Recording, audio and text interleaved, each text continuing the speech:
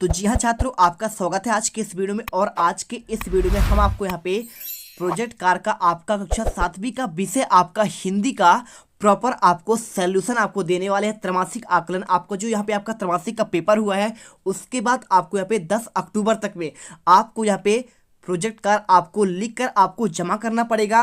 तो बिल्कुल आपको यहाँ पे सर्वश्रेष्ठ आपको उत्तर दिए जाएंगे और यहीं से करने पर आपको 20 में से 20 नंबर मिलेंगे। प्रॉपर आंसर मैं आपको यहाँ पे पूरा के पूरे आपको यहाँ पे देने वाला हूँ। देखिए आपके पूरे आंसर आपको यहाँ पे बेहतरीन आपका लिखा हुआ आपको आंसर मिल जाएगा। तो आपको वीडियो में लास्ट तक बने रहना, क्योंकि आपको यहाँ पे मैं हर एक क्वेश्चन का आंसर आपको देने वाला हूँ। चलिए फटाफट वीडियो को स्टार्ट करते हैं। देखिए सबसे पहले यदि आपने यहाँ पे कक्षा 7वीं का आपको यहाँ पे देखिए आज मैं आपको यहाँ पे हिंदी का आंसर तो आपको देने ही वाला हूँ, है ना। और इसके अलावा आपने यदि गणित का नहीं देखा है तो उसका भी वीडियो आपको यहाँ पे अपलोड कर दिया गया है। और साथ में देखिए पूरे प्रॉपर आपके यहाँ पे ये तीनों के आंसर मैंने आपको दे दिया है। साथ में आपको यहाँ पे अंग्रेजी का भी आंसर मैंने आपको यहाँ पे प्रॉपर आपको इनका दे दिया है, ठीक है, 20 नंबर का। और इसके बाद आपको यहाँ पे सामाजिक विज्ञान का भी मैंने आंसर दे दिया है। और इसके अलावा देखिए आपको यहाँ पे विज्ञान का आंसर मैंने यहाँ पे प्रॉपर दे दिया है। और विज्ञान के बाद आपको यहाँ पे लास्ट क्वेश्चन आपका संस्कृत का था, तो उसका भी आंसर मैंने आपको दे दिया है।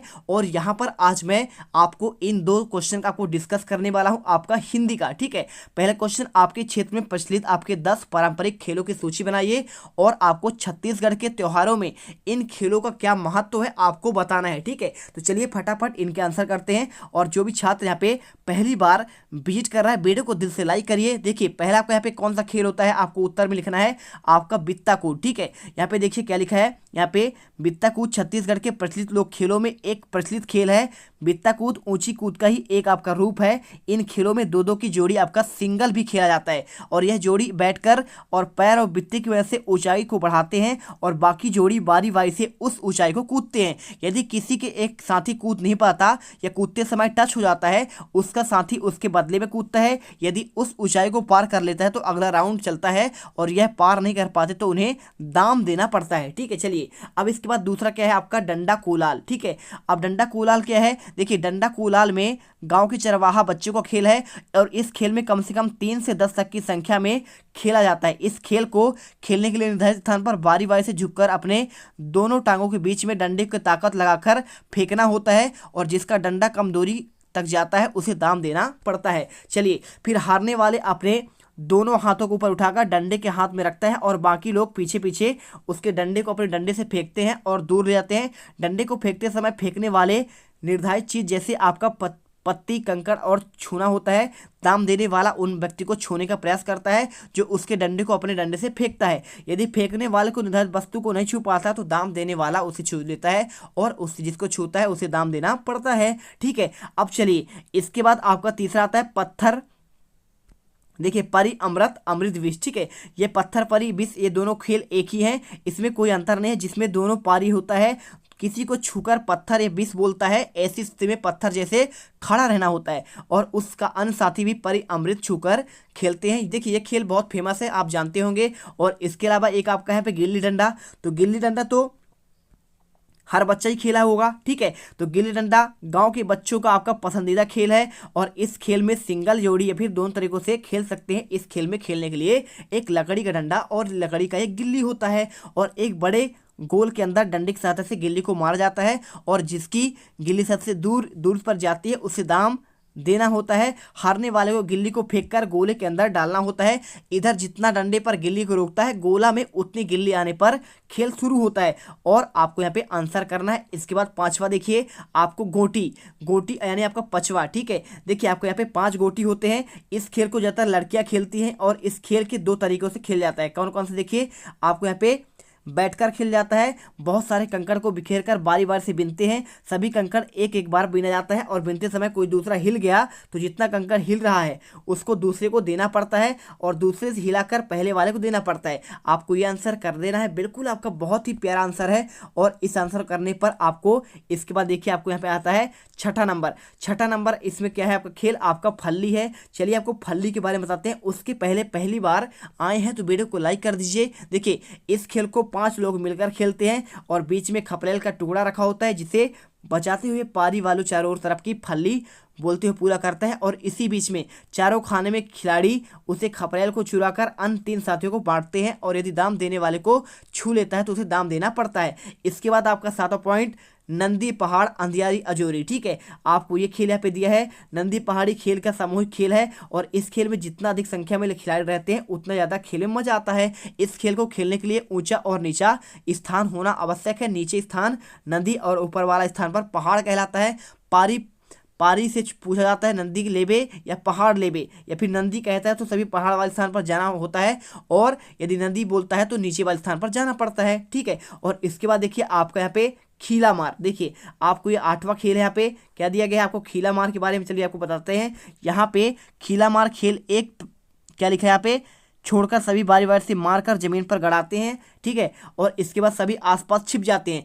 परी वाला कील जमीन पर निकालता है और सभी को ढूंढता है। पहला मिला होता है दाम देना पड़ता है और यदि कोई नज़रों से बचकर कील के पास गड्ढे में थूक देता है तो उसे पुनः दाम देना पड़ता है। चलिए इसके बाद 9वां नंबर आपका बांटी के बारे आपका ये खेल है।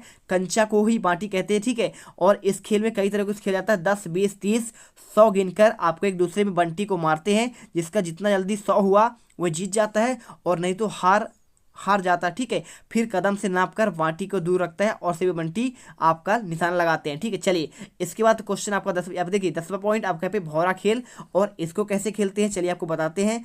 और चैनल पर पहली बार आए वीडियो को लाइक करिए। देखिए भौरा का खेल बच्चों का पसंदीदा खेल है। हिंदू में इसे लट्टू कहते हैं और इस खेल में लकड़ी के गोल टुकड़े को कील लगा होता है जिसे रस्सी से लपेट कर फेंकते हैं और भौरा कील के सहारे घूमने लगता है और इस खेल में एक दूसरे को घूमते हुए गिराना होता है। चलिए अब यहाँ पे जो है आपका यहाँ पे पहले का आंसर तो यहाँ पे कंप्लीट हो गया। क्या हो गया देखिए, आपका ये वाला आंसर तो कंप्लीट हुआ। कौन सा, आप यहाँ पे देखिए आपका 10 पारंपरिक खेल की सूची। ठीक है, अब यहाँ पे उन खेलों का त्योहारों पर महत्व क्या है आपको स्पष्ट करना है।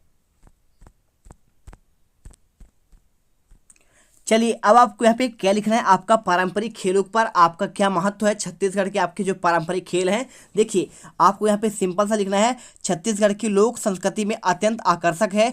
पारंपरिक लोक खेल इसकी विशिष्ट आपकी विधाओं में से एक है।